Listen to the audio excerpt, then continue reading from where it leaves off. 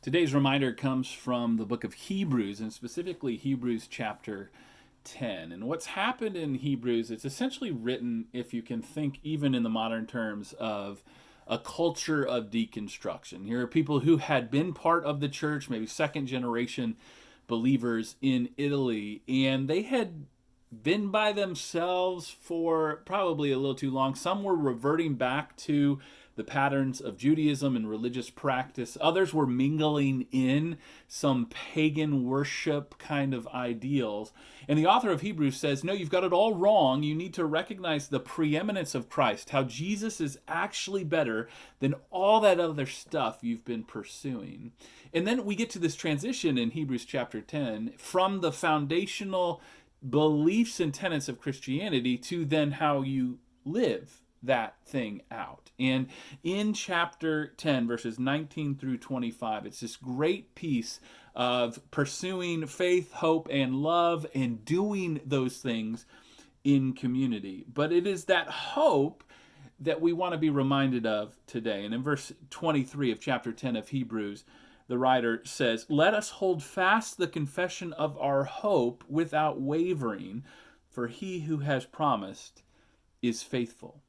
Now, hope is different in the New Testament than maybe what we even think of it from a life experience perspective. This is hope in Christ, in his kingdom, what he has secured for us, what is promised for all of eternity to come. And we know that this is not hope deferred in the experience of it, but it's hope secured for us, that it is a sure thing. And that changes how we then live. And the author is saying, because you know these things are true, hold them fast. Like, keep close to the center of your belief, your confession of hope, the truth of the gospel, what Jesus has done, and what he says about you because of the work he's done for you, which is glorious news that we need to be reminded of, that we would hold fast that confession of our hope without wavering. Like, we're not to be shifted or blown about, because we are anchored in the hope that we have in Jesus.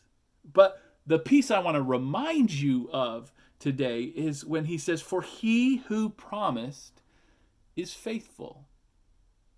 Now, the great thing here for us as gospel believing followers of Jesus, that is not based off of my ability to not waver. It's not based off of my ability to perfectly get the confession of my hope just right, but it is his ability to keep me, to sustain me, to secure me for all of eternity. And he who promised is faithful.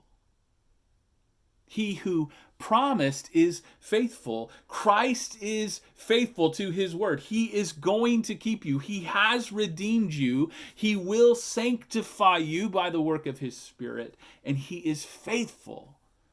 So this is where our hope actually lies, not in our ability to cling to something, but in Christ's faithfulness, God's faithfulness to his own character and personality.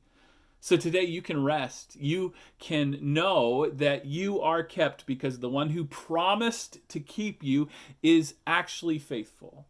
And then you can find other friends to remind each other of the faithfulness of God and the ways in which he has kept his promise and his word to you, and look forward to eternity with him. I'm Jono, and this is The Reminder.